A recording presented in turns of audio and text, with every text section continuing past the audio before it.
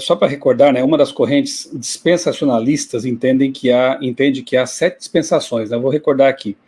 Nós temos a dispensação da inocência, da consciência, do governo humano, da promessa, da lei, da graça e o reino milenar.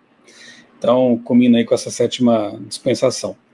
Pastor, só para fechar aqui e deixar isso bem claro, né, o que é, afinal de contas, o dispensacionalismo? E você disse aí que, apesar de que na Segunda Guerra Mundial há um crescimento da ideia, enfim, mas ela é mais antiga, né? Então, onde, quando, em que circunstâncias surgiu essa ideia de dispensacionalismo? A gênese dela, ela remonta a Ribeira, né, que projeta tudo para o futuro. Tá? Ribeira, ele surge ali em 1537 até 1601, quando ele vive, e ele projeta toda a profecia relacionada ao anticristo para o futuro. Tudo da Bíblia estava relacionado ao futuro para tirar ali o foco do papado. E aí, obviamente, que ele teve que pegar os 1260 dias, 42 meses, ele entende que seriam literais, desprezando a interpretação de que seriam anos, porque tem que estabelecer tudo no futuro. Começa ali a Gênesis, né? E aí esses conceitos vão apresentar uma releitura da interpretação da escatologia dos 3 primeiros séculos, principalmente, e foram utilizados e absorvidos pelos idealizadores do dispensacionalismo, e hoje fazem parte do seu arcabouço hermenêutico, ou seja, começa com a ideia futurista. A gente pode, então, voltar até o período da Reforma, com Ribeira, e a gente vai entender, então é aqui que surgem a gênese, as raízes do dispensacionalismo. E aí, como eu mencionei, Lacunza, nos períodos ali de 1731 até 1801, ele que nasceu em Santiago do Chile, né, um sacerdote jesuíta, ele também fala próximo da mesma maneira. Ele começa a sistematizar o dispensacionalismo. Ele escreveu uma obra muito interessante chamada A Vinda do Messias em Glória e Majestade, em 1811, e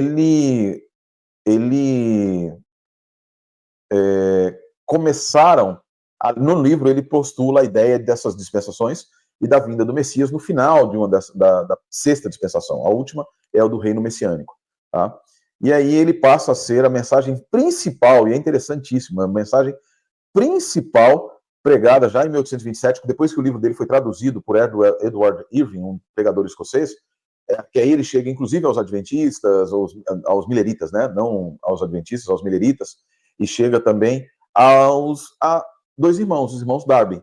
Por quê? Porque era ali que ele tinha... Esse livro era utilizado como principal meio de pregação na casa de um homem chamado Henry Drummond, em Albury Park, onde eles tiveram contato com as ideias de Manuel Lacunza. O que eram as ideias de Manuel Lacunza, basicamente? Que vão ser utilizadas por um homem chamado John Nelson Darby, que é o principal nome do dispensacionalismo, que vive ali em 1800 ou 1822, praticamente, quando ele escreve. Que é o homem que dá a sistematização do dispensacionalismo. Tem são 3 itens principais. Que o primeiro deles é Israel nunca deixou de ser o povo de Deus. Tá? Então, o principal item é Israel nunca deixou de ser o povo de Deus. Segundo, a Bíblia deve ser interpretada de maneira literal. Se fala que são dias, são dias. Se fala que são meses, são meses. Tá? Tudo deve ser interpretado, e aí pode até parecer, é atrativo por causa disso, porque você interpreta da forma mais simples e óbvia possível. O texto bíblico não tem interpretações de símbolos proféticos, etc. Não. São coisas literais. A ponto de que, na década de 80, aqui no Brasil, eu me lembro de um jornal chamado Notícias Populares, que publicou o fato de que havia nascido uma criança, que era o menino diabo que havia nascido, e que era o anticristo. E aí surgem vários filmes na década de 70, da profecia e etc., baseadas no dispensacionalismo, a série Deixados para Trás, baseadas em ideias dispensacionalistas, em que o futuro vai acontecer, o anticristo vai chegar, e as profecias se irão cumprir literalmente em Israel. Tá? Deus tem 2 povos, esses povos são Igreja e Israel, simétricos, praticamente simétricos. A salvação sempre foi pela fé, isso é verdade, isso é um ponto verdadeiro do dispensacionalismo, tá? E mesmo na Bíblia hebraica, também assim o foi. A igreja não substitui, esse é o terceiro ponto, a igreja não substitui Israel de nenhuma maneira, mas ele nada foi transferido para a igreja. Deus fez promessas para a igreja, poucas promessas para a igreja durante o período, mas a função principal da igreja é preparar o mundo para a chegada do anticristo e o restabelecimento de Israel. Por isso, tanto foco em 1948. Existem três outros nomes que são importantes no dispensacionalismo, que eu já citei Edward Irving, que é extremamente importante, que era um ministro evangélico em Londres. Ele começa a ter alguns problemas ali com Darby, e aí ele começa a experiência de línguas, então mescla pentecostalismo com dispensacionalismo. Depois você vai ter... Por quê? Isso é importante. Darby era cessacionista. Ele entendia que os dons haviam ficado no passado. Já Irving, ele era continuista. E aí você tem os dons hoje também. Eles têm vários tipos de divergência entre eles. Depois você vai ter o surgimento que talvez seja o principal ponto do dispensacionalismo, que é Plymouth, né, dos irmãos Plymouth, que é quando vira ali a capital do dispensacionalismo, tá, no século XIX, que foi quando, na verdade, de fato, de acordo com George Eldon Ladd, de fato, você tem o dispensacionalismo fincando raízes na Europa, que vão se transferir também para os Estados Unidos, tá? E aí você tem as discussões posteriores, e é por aí que surge, aí você tem alguns outros nomes e vão sendo influenciados. Um ponto importante é que um dos grandes atrativos do dispensacionalismo é justamente a era em que ele surge.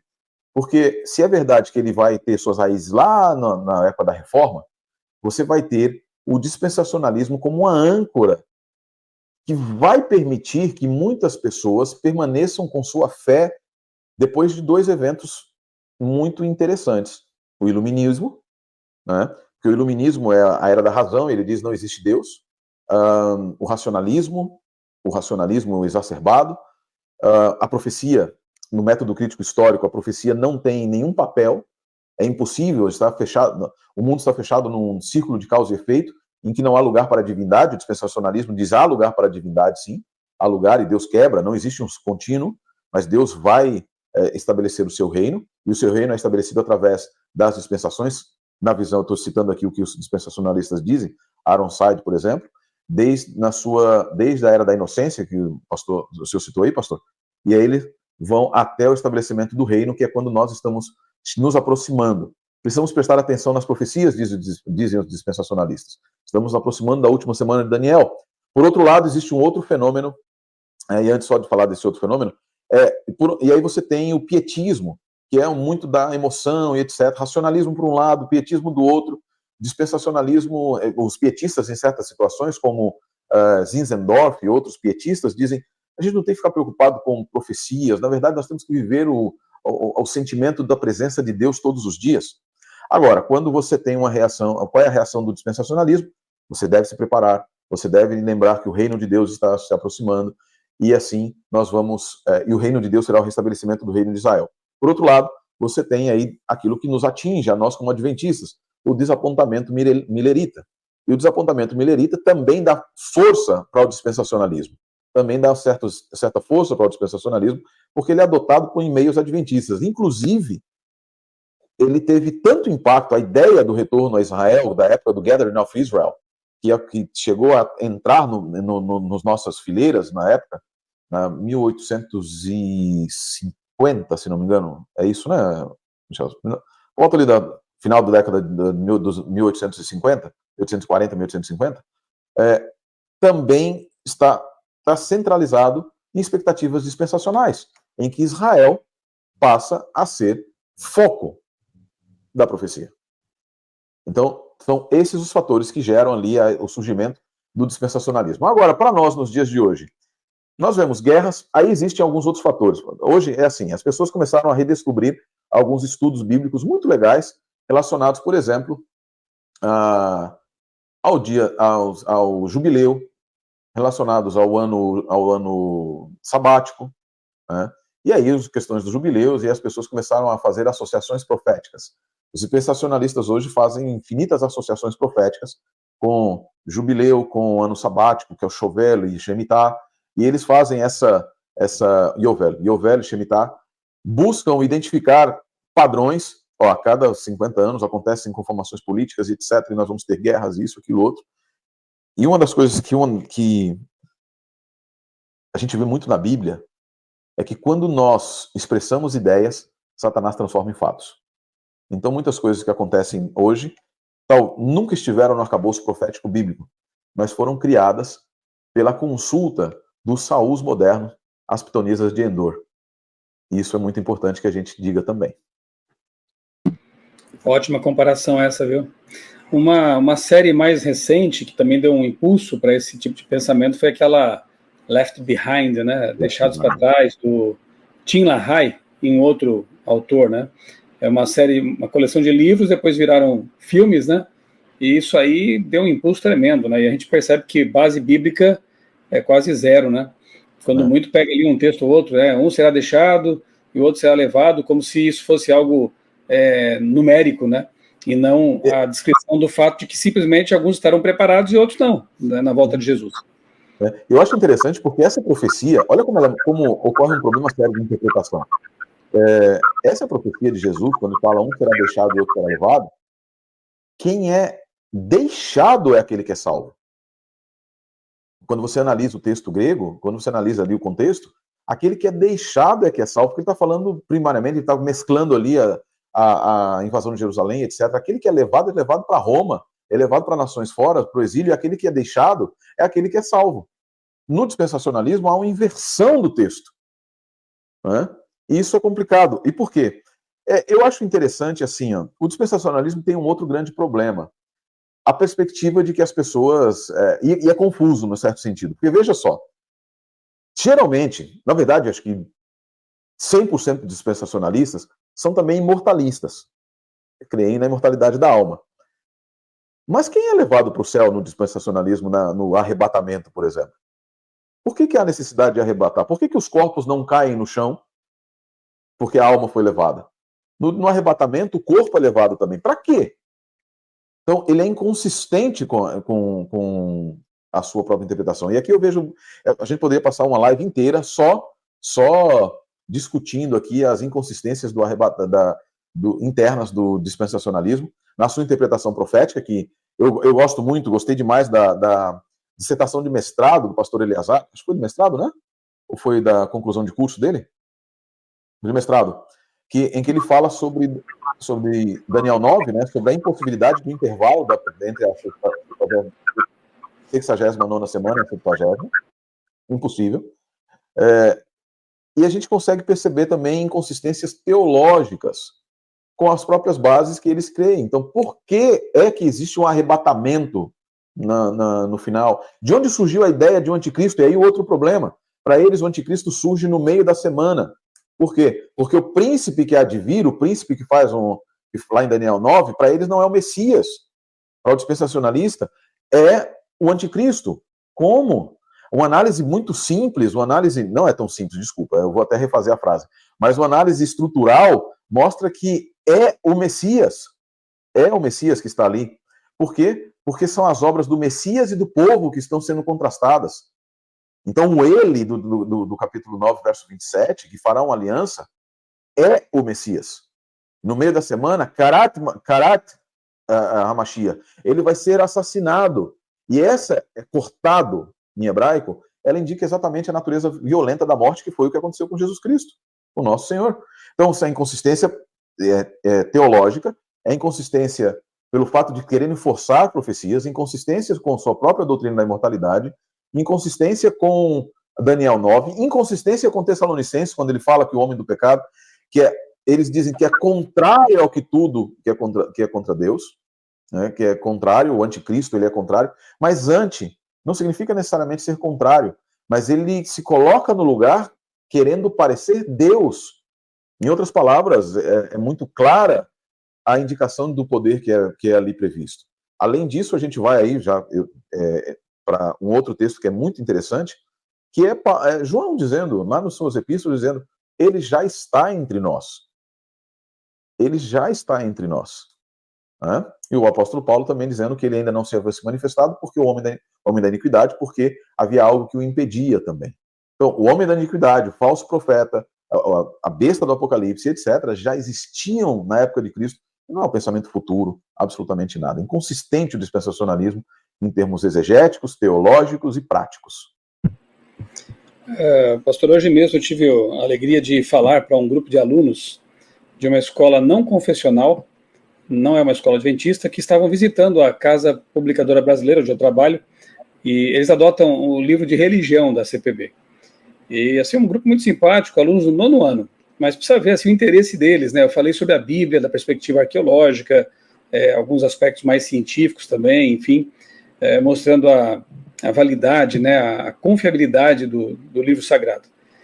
E aí, no fim da palestra, vieram alguns alunos ali para conversar um pouquinho mais comigo, e uma aluna, ela expressou, ela assim, olha, eu confesso que eu não entendo muito bem essa questão da volta de Jesus, do arrebatamento. Na minha igreja lá eu aprendi que o arrebatamento vai ser secreto, alguns anos antes da volta de Jesus.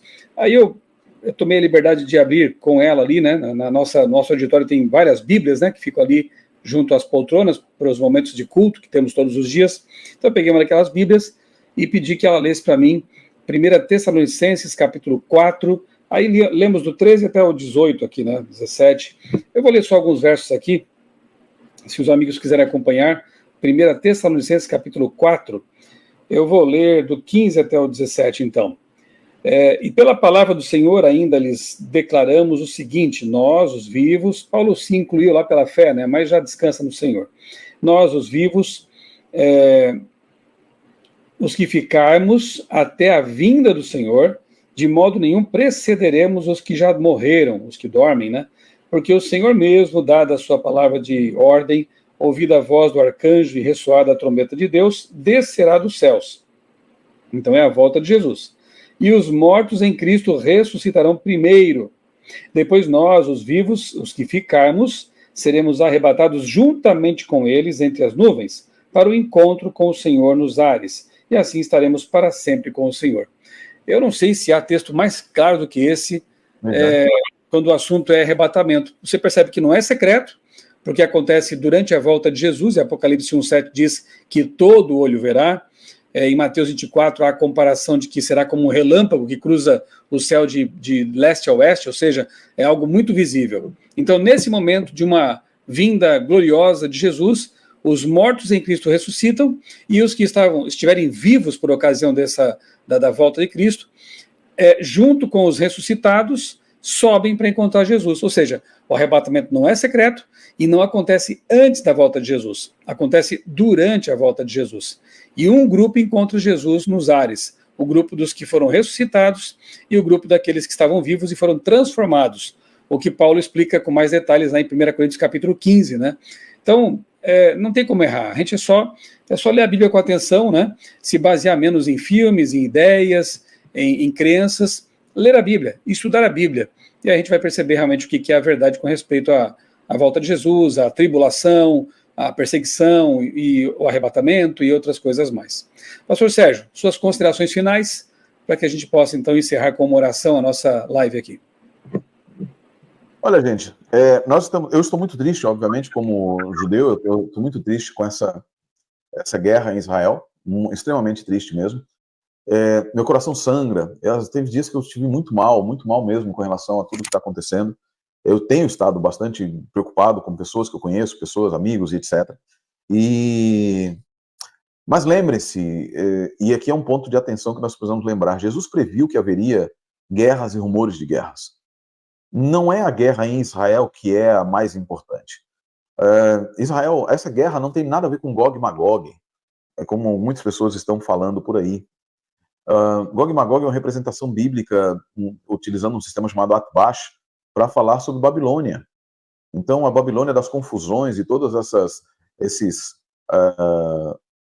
falsos ensinos que nós estamos vivendo hoje representam a Babilônia. A guerra ali não é uma guerra física. O Armagedon não é uma guerra física, como muitos estão pensando, em que agora vai haver uma terceira guerra e as pessoas estão alvoroçadas, pensando que agora vai haver a última guerra, é a guerra do Armagedon ou do Armagedon. Não é isso. A guerra do Armagedon, ela é a batalha final entre as forças do bem, Cristo Jesus e seus anjos, e as forças do mal, Satanás e os seus. É a repetição de Apocalipse 12. não tem a ver tanto com seres humanos, apesar dos seres humanos estarem envolvidos não diretamente em uma batalha armistícia, né? Armamentista, melhor dito.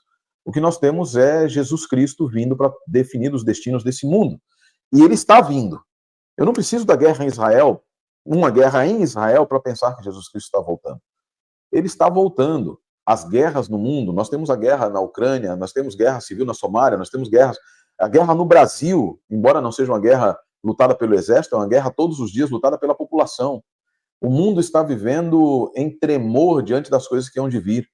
O Cristo, nosso Senhor, ele disse lá no livro de Lucas que quando na terra a angústia das nações, governo sem saber o que fazer, pelo barulho, rugido do mar, terremotos, maremotos. Aqui na Nova Zelândia, nós estamos vivendo, de acordo com o pessoal me contou aqui, eu cheguei faz 11 meses agora aqui, mas ao chegar aqui, eles falaram, não, a Nova Zelândia é bem tranquila em relação a inundações, etc. Eu acho que eu trouxe a inundação aqui para a Nova Zelândia. E houve inundação, houve ciclone, houve um monte de coisas que eles não estavam acostumados.